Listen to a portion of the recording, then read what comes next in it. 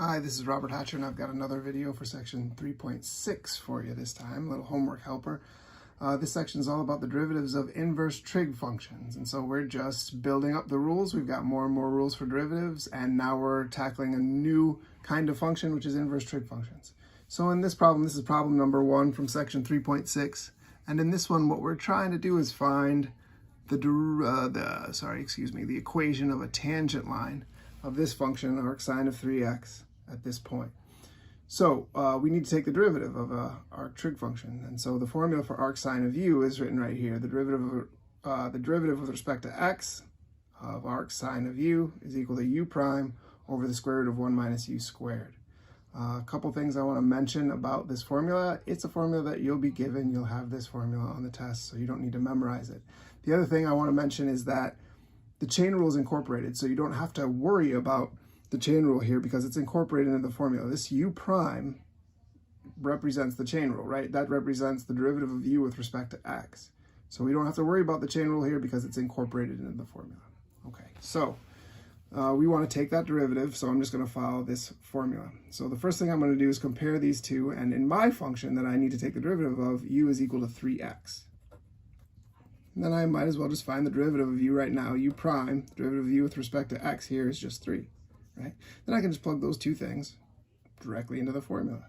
So the derivative of f of x is equal to u prime, which is 3, divided by the square root of 1 minus u squared. Now I'm doing this wrong here on purpose because I want to demonstrate a mistake that a lot of people make. When they're doing u squared and writing that out, they just write u and then put the squared here, and that means 3 times x squared, right? But what we want is to square all of u. So make sure you use parentheses here and square that entire expression, right? Next thing we're going to do, maybe simplify that a little bit. Just 3x squared just becomes 9x squared, right? Okay, so simplifying that a little bit, we get there. And then we're basically done. I mean, what we need to do here is find the derivative, right? And we're doing an equation of a tangent line problem. So we've got to find the slope by plugging in the x value into that derivative. So f prime of that x value, square root of 2 over 6, all I'm doing is plugging that into this formula, right? Or maybe plugging it in here. So 3 divided by square root of 1 minus 9 times square root of 2 over 6, quantity squared. Simplifying that a little bit, I've got 3 over square root of 1 minus square root of 2 over 6. Square root of 2 squared is 2. 6 squared is 36, so that's 2 over 36, or 1 over 18. 9 times 1 over 18 is just 1/2, so 1 minus 1/2 is 1/2 as well. And the good news is, if I did that too quickly, you can always pause that video, scroll back a little bit, and you'll hear all those instructions. But that all comes out to be square root of 1/2. Changing that a little bit, we'd have 3 over 1 over square root of 2, which is the same as 3 square root of 2. So there's our slope for our tangent line at that point, and we're basically done, right? Just got to plug our values into the equation for a line. So y minus y1 is pi over 4, is equal to m, our slope, 3 root 2, times x minus x1. Square root of 2 over 6 is x1. Right? We can simplify this. You can do all kinds of things. You could do the distributive property here. I'm just going to bring the pi over 4 over because WebAssign is going to want it to be in the form y equals something, right? That's how they often have you input these answers. So 3 root 2 times x minus square root of 2 over 6 plus pi over 4 is the answer I'm going to use. Yeah, you could simplify that, but this is actually good enough. All right. So using our new formula, we found the equation of a tangent line. I just want to do one more example for you just to give you a little bit more help. So this is another arc trig function. We've got the inverse cosine here of x over 4.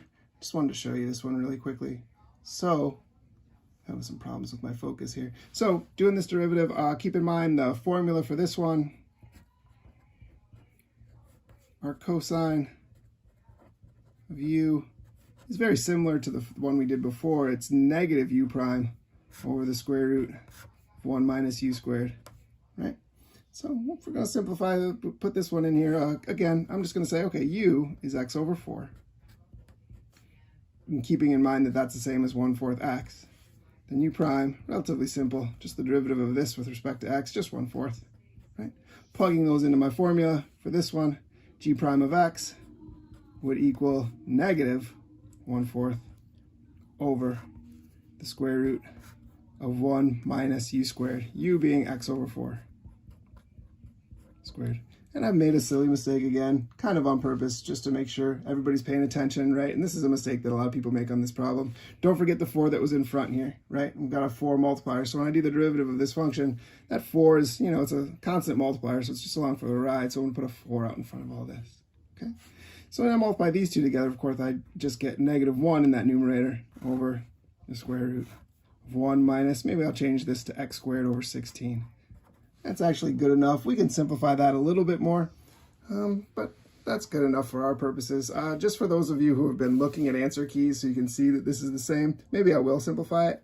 Depending on what I'd be doing with this function next, I might want to simplify it, like if I'm looking for the slope like we did in the last problem, or if we want to find, if we want to solve an equation, like we want to set this equal to 1, because what we're looking for is where all the slopes of the tangent lines are 1, right? We have to set the derivative equal to 1 and solve this. Any of those things you'd want to be able to simplify this.